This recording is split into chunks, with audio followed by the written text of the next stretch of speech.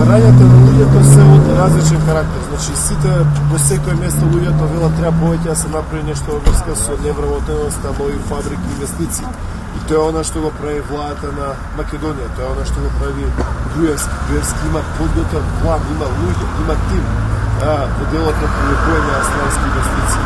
Истовремено има и локални барања, значи некаде е тоа асфалтирање на пат, некаде е канализација, некаде е тоа преоптеретеност на училиштето и премногу ученици потребно е да се ангажира дополнителен наставник или професор. Значи, секој вид на барања кои што се оправдани, кои што се основани, кои што им тежат на луѓето.